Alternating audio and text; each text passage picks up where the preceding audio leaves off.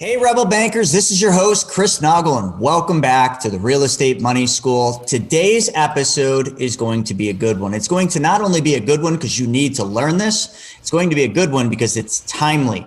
It's timely for what's happening right now. It's 2021.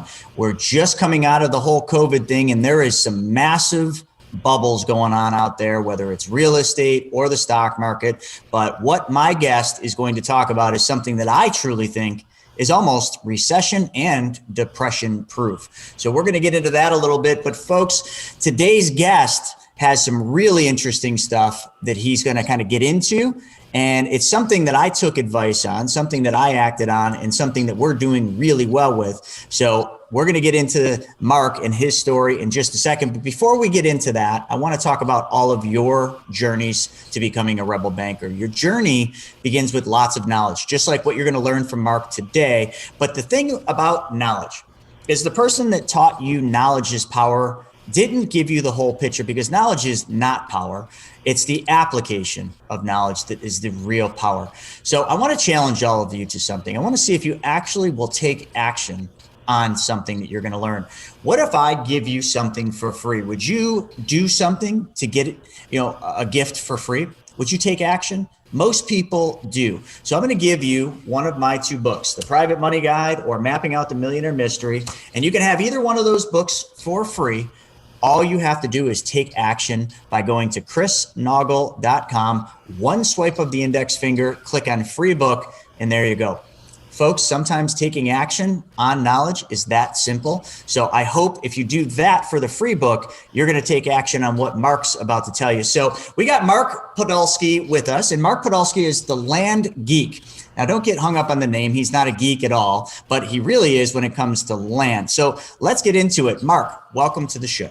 Chris Noggle, thank you so much for having me. You're very welcome. You're very welcome, man. I love what you do. We kind of talked offline a little bit, and it's a topic that I think more people need to know about. I wish I had learned it, hundreds of houses ago, because I would have, number one, my hair wouldn't be falling out, and I wouldn't have any gray hair if I just did what you do. But unfortunately, we all have our own journey to land where we are, and now I'm doing what you're doing, and I couldn't be happier. So with that, Mark, can you just tell everybody a little bit about yourself and about what you do? And then I'd like to take a trip back in history and talk about your first deal.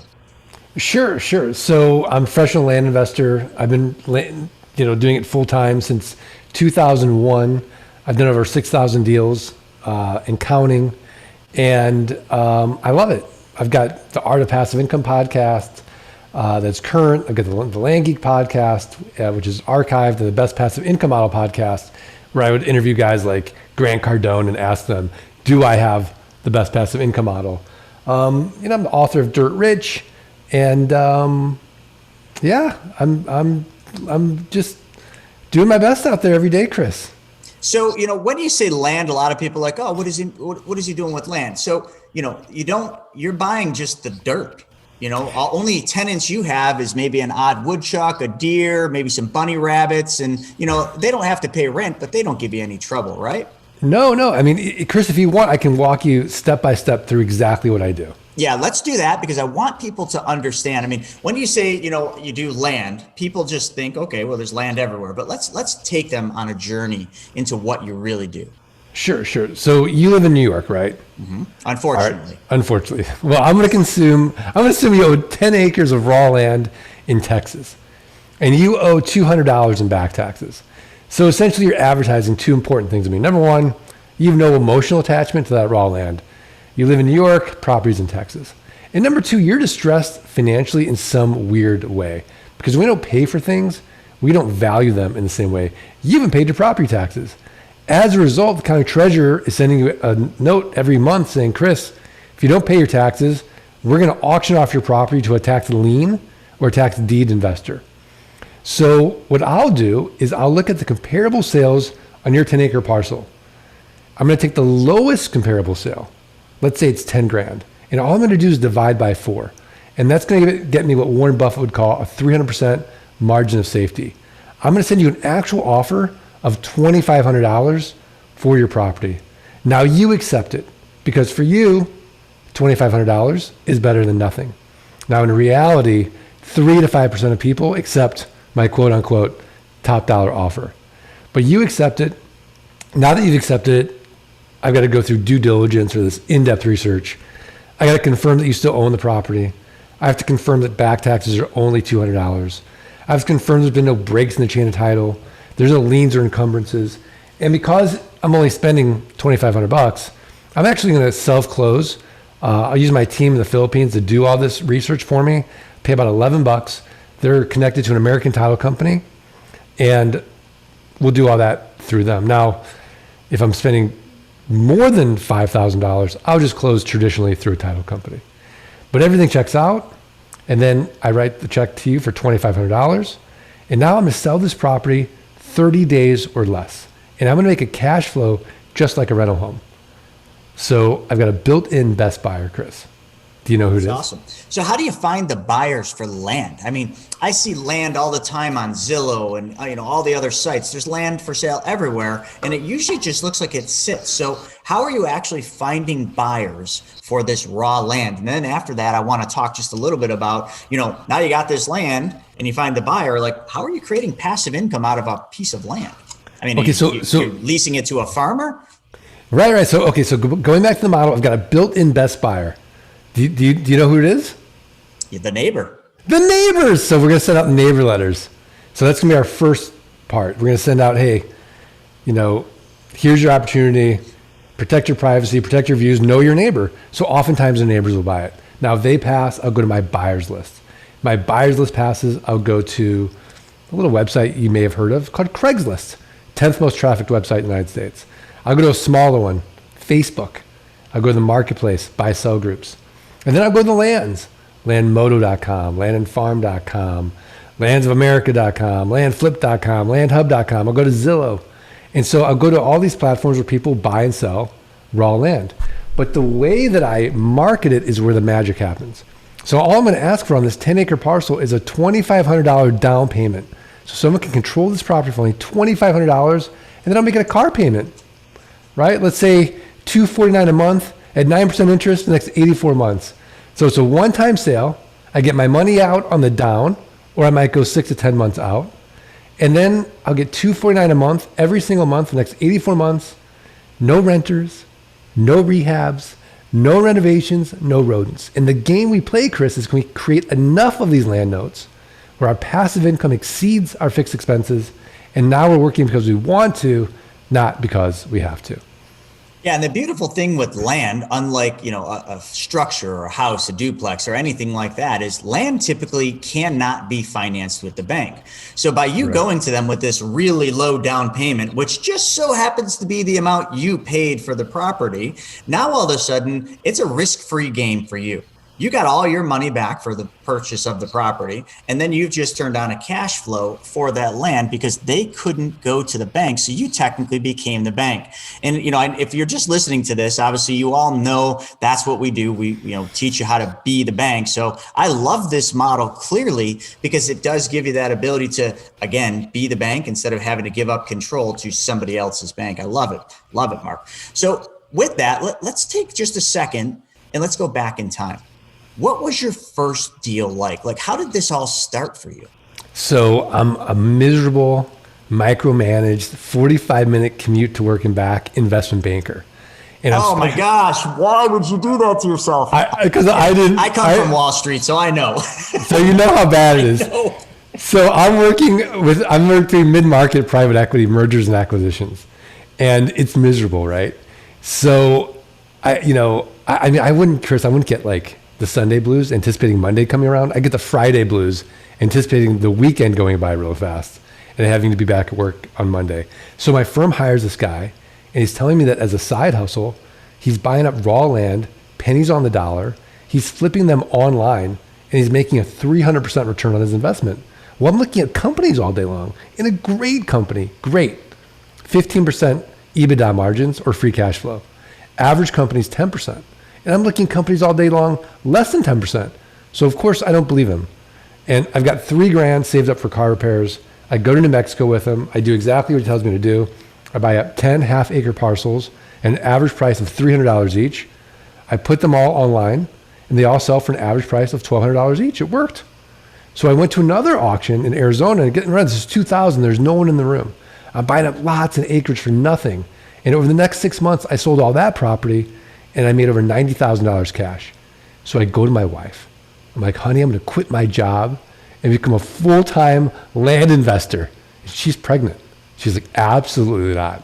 So I said, okay, look, no worries. So it took me about 18 months for the land investing income to exceed the investment banking income. And then I quit. And I've been doing it full-time ever since. So that was really my first deal, was just following the directions of a guy who'd already been doing it.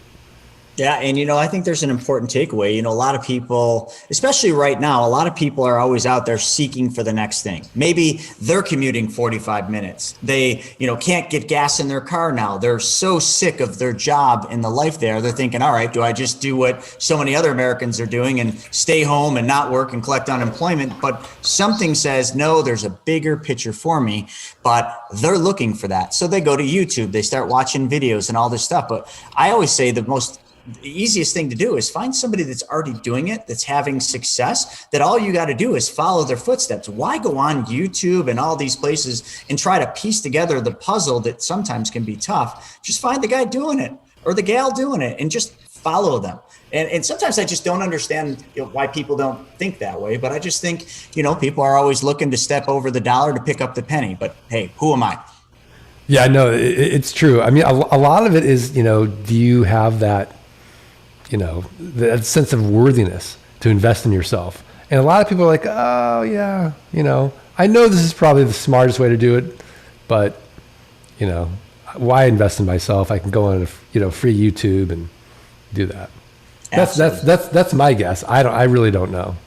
So I got to poke the bruise a little bit and go back into that story. So you're an investment banker, and not many people maybe understand what that means, but pretty much you were a slave to a computer and sitting there analyzing a bunch of numbers every single day. Am I correct in saying that? You're correct. I looked at thousands of companies. And you were looking at these so that this investment firm could make a 10 or 15% EBITDA. That's what they were doing. And then this guy says 300%. You're like 10, 15, 300. That's a pretty big difference. That sounds too good to be true. But then you did it. But then you saw the potential and you went to your pregnant wife. Now I have an 11-month-old at home. And if I went to my wife when she was pregnant and I said, sweetie, I'm going to leave my job with the benefits and everything else that I've been at, and I'm going to start flipping land. I don't know as if it would have just been like her telling me I was crazy. I think there would have been a lot more. Like, is that all that happened? Did she just say no? Or like, can we get into that a little bit? Yeah. I mean, I remember, she's like, I think you're insane. And I'm like, I'm telling you, this thing has something. There's something here. And I'm like, worst case, I'll get another job. And she's like, we're going to, but she was right. Like, we're going to lose the benefits. What happens if this happens, if the market changes? And so I said, okay, I'll keep slogging away and I'll just do this on the side. So I'd wake up super early. I'd work on my land investing business. On my lunches, I'd work on it. At night, I would work on it. And I just kept chiseling away, kept doing deals. Showed her like, hey, look at all the money we're making here. And then finally, I'm like, look, I'm making more money with this than I am over here. Like, I'm done. And she's like, okay. Yeah. And I think a lot of people do stay stuck in that job that they hate, that job that strips their life away from them because of that one thing you just said, the benefits. Benefits are definitely that hook, that gets you and keeps you there, because a lot of people, when they look at benefits outside of an employer, I mean, you're easily spending $1,000, $1,500 a month for a family plan. And they're like, $1,500 a month, I get it for almost free here. I can't do that. But, sometimes that $1,500 mindset, that's got you trapped is the one thing that if you just get outside of that thing holding you back, the whole world is at your disposal if you go out and chase it and get it. And that's kind of what you did. So I really like that. And now you've done how many deals? 6,000? Over 6,000. Yeah. 6,000 deals since then. So how has your business evolved? So you were buying properties at auctions, or the tax sales. Right. So as it evolves, so I'm like, wait a second, why am I going to tax sales that are becoming competitive? And this is around 2004, 2005. I'm like, isn't there a way to get to the owner before it goes to auction? So I'm like, oh yeah, I can just send them a letter. I can make them an offer. So that evolved there. And then I figured, wait, why am I writing all these envelopes and putting stamps on there? I'm like, there's got to be a better way. So I remember I was having coffee with my mentor, Ori. And Ori sold this company to Experian for $360 million. And we're having a talk, and I'm telling him what I'm doing. And I somehow I mentioned I'm an entrepreneur. He's like, don't insult me. Guy's Israeli. He's like, don't insult me. He's like, you're no entrepreneur. He's like, you just built yourself a better job than what you had. He's like, if you die tomorrow, can the business continue running? I'm like, oh wait, no. He's like, yeah. He's like, start building systems and getting people to do all the stuff you're doing, then come back to me. So we'd meet again for coffee. I'm like, how do I do this? How do that? And so, I would go on Fiverr.com and start, each piece of the business that I was doing, I would record it, and I would have a technical writer create a system and a process and start hiring it out. Then we started developing software. So now we have this thing called LG Pass that automates the mailings, and it takes you through each step of the process of the business on the front end. And then we have geekpay.io that automates the note collection on the back end. Because Chris, I used to get calls all the time. Hey, what's my current note balance? Hey, can I make a prepayment this month? I'd have to chase people that were late. This automates it. And so 90% of the business now is automated with software and inexpensive virtual assistants. So now I work about an hour a week in the business. How many hours are you working on the business? Well, on the business, so Mondays and Fridays are my terminal days. Those are the days I just think. So, really, I'm really working on the business in those days. I'll take long walks. I'll work out. I'll meditate. I'll spend time with my family and friends. But in between there, I'll do a lot of reading, and I'll just kind of work on, sharpening the saw. Tuesdays are my podcast days. Wednesdays are my team meeting days. Thursdays, I'll talk with a client here and now and then Friday's another terminal day. That's awesome. Yeah. And I think it's important. And I've been self-employed since 16 years old, and I'm now 43. I've owned and operated, I think 16 or 17. It's actually more than that now, businesses. And I just recently, in the last probably 6 years, learned how to build the systems that I needed, because every other business, I was always working in the business. And you just create another job for yourself. And then all of a sudden you start to hate the job you created for yourself because you have no freedom, and now you're just working nonstop. And I think very few entrepreneurs, quote unquote, actually ever get to that point where they learn that they have to work on their business, not in it. I think most business owners just work in their business till the day they either sell it or the day they die. And it's sad, because it is that simple. Like, all you did is you said, I got this piece. You recorded what you do. Super easy to do. I don't care what business you have, you can record that. And you just sent it out to someone on Fiverr to create the systems and the processes. And then you implemented that. That was really smart of you to do that. Very few people can do what you did. Thank you. Yeah, I want to solve the two big problems in life. I want to solve my money problems, but I also, more importantly, want to solve my time problems. And so then, we get to work when we want, where we want, and with whom we want. So it's, I think that's been the greatest, professional accomplishment for me. Mark, let's dive into a couple of the 800-pound gorillas in the room when it comes to a new investor looking, maybe they're working in the investment banking world, whatever they're working in, but they're looking for that next thing.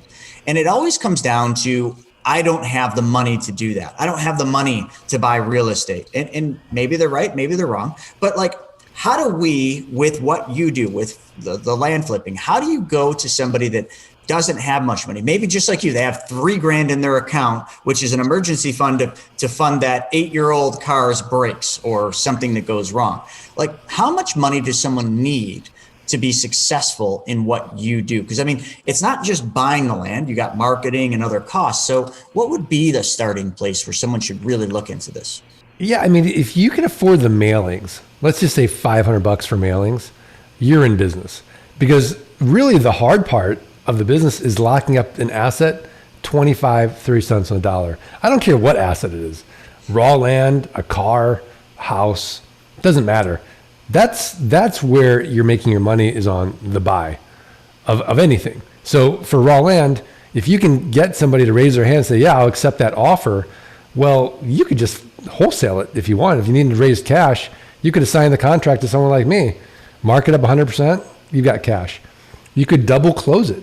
We had a coaching client, Paul, he had no money. He had enough money for mailings. And he finds somebody in upstate New York that accepted his $3,000 offer. Well, he doesn't have $3,000. He has no family he can go to. And he doesn't want to assign the contract. So he's like, well, I've got enough money for neighbor letters. So he sends out neighbor letters. So the neighbor's like, I'll buy it for 10 grand cash. So he's like, great. Takes the $10,000 from the neighbor, closes with the original seller, gives him 3, collects the 7, then records. He's like, record this deed first, record this deed second, and does a double close. So there's all types of ways to get cash in land investing.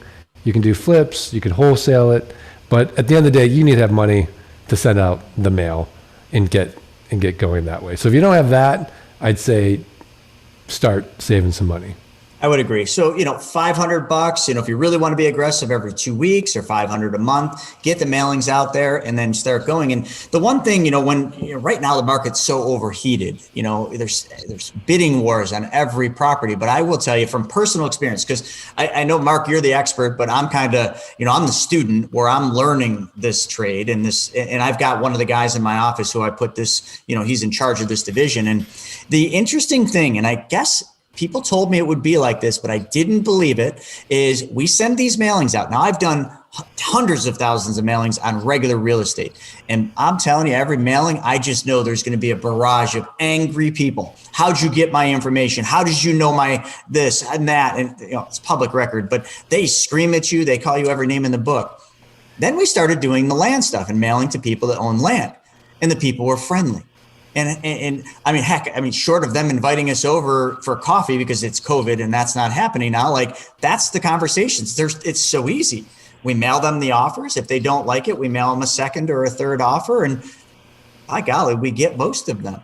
And then, the neighbor thing I love, because I thought, all right, we're going to get these properties under contract. We're going to get stuck with them. We're going to have a hard time selling these. The neighbors love it. They're like, well, yeah, I'd love to have that land. I didn't know it was for sale. Of course you didn't, because you never asked. It's just sometimes the difference between someone making a buck or not making a buck is the question. Just ask the question. And that's really what you do. I just love it, man. That's why I'm so excited to have you on the show and talk about this. So now let's go one layer deep, Mark. Now we've got, you can wholesale it, or you can just put it under contract, sell the contract. You can double close it like your student did, where, you put it under contract, you got no money, you close, and then you close again with somebody that is buying the property. I love that model. But then there's the most exciting part of what you do. And that is the be the bank part, right? Where you actually sell the property, but you finance the sale to this person. Let's go a couple layers deeper into this, because I think a lot of people are really good at making money, especially today. We're brought up to, through school and everything else, to work for money. So everybody's good at working for money, but nobody knows how to make their money work for them. And what you do, and what we're going to talk about next, is exactly that. How to make your money work for you. But the coolest thing about what you figured out is I don't even need to really have any money in the deal, and I still get to make my money work for it. So you're almost an infinite return on what you're doing. Can we talk about this passive income part of it? Because that's the most exciting thing. Yeah, absolutely. The note is really where we make it happen. And so when we do the owner financing, we're trying to get our money out as soon as possible to redeploy it and then create that note. But what's interesting about the note is the way that we structure it. So let's say that you owner finance a house. Well, you might do what they call a deed of trust. So there's a lien on the house. And if your tenant doesn't make their rent payments, then you have to, or something like, you have to foreclose. There's legal fees involved. There's a whole process. It costs thousands of dollars to get that person out. Well, with land, we use a land contract. So it's different. So essentially, there's no cost of foreclosure. So I hold the underlying asset. And Chris, if you don't make your payment, let's say you're 30 days late, you've got 30 days to cure based on our land contract, promissory note, and purchase sale agreement. All that, again, is automated with our LG Pass system. Because it used to take me like 20 minutes to do paperwork. Now it takes 1 second. So now you agree to all these things. You're 30 days late on your payment. Well, then GeekPay sends you a notification. You're late. You're in default. You have 30 days to cure your default. If you don't, we keep the down payment. We keep all the monthly payments. And then we just resell that property. So it extends out our note. So what was initially an 84-month note might be 120 months. Because then we get a new down payment and a new note buyer, or a new note coming in. Now, you didn't invent land contracts. Those have been around for hundreds of years. So what are some other companies that are really good at using land contracts that you can think of? So, lawyers don't like land contracts. So I don't really know. I just know that we do it. But yeah, I don't know what any other companies. A lot of franchised restaurants, like big franchises. They do it? Okay. Absolutely. So like a Tim Hortons, they'll do a land contract, or I'm sure, and I can't speak factually, but I'm sure McDonald's, who's one of the largest landowners, I'm sure they do that to their franchisees. They do a land contract where they're in full control. Attorneys don't like them because the person signing that land contract is kind of signing a ticking time bomb if they screw up, but that's the beauty. You're always in control, and that's all I speak about, is being in control of your money, and it's the ultimate. When there's no legal fees for the attorney either. There's nothing to fight over. There's nothing to do in a land contract. Never thought about that. Follow that dollar. Yeah. So if somebody wanted to start learning about this, what is the process? Is this something that they could work with you? Because the systems that you've created are the most attractive part. If somebody's got a full-time job and they're like, I might want to dabble in this, could they do that with your systems? Is that feasible where they don't have to quit their job to be able to do this? Yeah. We tell all our clients, this is an hour or two of focused time a day. If you're doing anything more than that, something went very wrong. Because again, the philosophy is we can always make more money. We can't get more time. So it's really about creating those systems, processes, and hiring the virtual assistants and using the software. So, that learning curve you have to do, and there's some things you have to do. Like I wouldn't outsource, let's say, selling in the beginning. I wouldn't have a salesperson. But everything else, every other step in that process can either be delegated, outsourced, or automated. So I would say that, the best way to do anything or to learn anything is actually to do it. So, I've got a $97 course that teaches you how to double your money, 30 days or less. I'd love to offer it to your listeners for free. If they just go to landgeek.com/quick flips, they can get our wholesaling course, which teaches them how to buy it wholesale and then sell it retail and double their money. It eliminates a lot of the more complex pieces of the business, getting a list, scrubbing a list, doing the mailings. We eliminate that piece as well. So say that one more time, landgeek.com. And then so thelandgeek.com/quick flips. Quick flips. All right. So what I'll do is I'll put that in the notes. So anyone watching or listening to this, in the notes, that link will be there. So you can get that offer, that free offer, and it's 30 days, you said? Yeah, exactly. 30 days. That's incredible. If you guys don't take action, remember earlier, knowledge, you just got a whole bunch of knowledge from Mark, and I'm doing this too. So I was kind of feeding into it as the new student, if you will, but now you have to take action on this. So he just gave you a way to take action for free. If you don't take action on that, look at yourself in the mirror and ask, what's wrong? Maybe the thing that's wrong is you just don't like making money. And hey, I get it. If you don't like making money, then there's other things. I think there's other things out there. But anyway, this isn't for you. But for most of you, I think you want to make some money. And I think this is a great source, and especially what's going on. And in the final couple minutes here, I want to do a little quick round with you, Mark, about the current market and the current economy. It's a crazy time out there. There's some of the most profound things happening. Real estate's booming. It's bubbles everywhere. The stock market's at all-time highs. Like, what if all of this crashes? And I know you come from the investment banking side. So what if we enter what would be the next Great Depression or the next Great Recession? How is this going to affect land and what you do? Is there any effect? Yeah, so I think when it happens, it's inevitable. We're due. I think when you put trillions of dollars into the economy, we've got a problem, right? Asset prices just keep going up and up and up. Nobody wants cash. Ray Dalio, the billionaire hedge fund manager at Bridgewater's like, cash is trash. Absolutely. So everyone's buying assets, and they just keep going up. So right now we're paying more for our land, and we're selling it for higher. So the ratio still stays the same. Our margins stay the same. What is interesting about the land business is we're on the long tail of real estate. So we'll start seeing asset prices decline first in commercial and residential properties and houses, and then it'll finally get to land. By that time, we'll be able to pivot and adjust. And we'll stop buying at the old higher prices, and we'll start lowering our offers as we see housing and commercial properties decline. So we'll just look at that ratio. So within a 10-year, 15-year real estate cycle, there's 2 years where you should be doing nothing but buying, right? Then there's 6 years, it's called a 10-year cycle, where it's got a nice equilibrium. You can easily buy, you can easily sell. And then there's 2 years where you should just be playing golf. There's nothing to buy, right? Asset prices are too high. Everything's overpriced. You just play golf and you wait for the next dip. I think we're at that point. If you're in housing or commercial, I wouldn't buy anything at a 3 cap or a 4 cap. You might as well buy Bitcoin, right? But I would say land, because of our ratios and the fact that we're holding the note, you have more flexibility.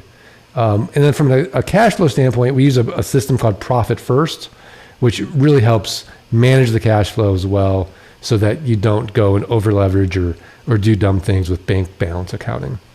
Absolutely. And I think everybody should read Mike's book called Profit First. If you haven't read that, you guys got it. Mike, what do they call him? Motorboat Mike, or he's got some name because his last name is so hard to say. But that we operate with that same premise. Like, all of our companies are set up under the Profit First model. And so just a little plug out to Mike about the book. I'm glad to hear that you're using those methods as well. The only problem that I heard about, like, that whole cycle with real estate is I think some people are going to have a major problem if they don't golf, because there's that 2 years. Like, what the heck are they going to do if they're not golfing?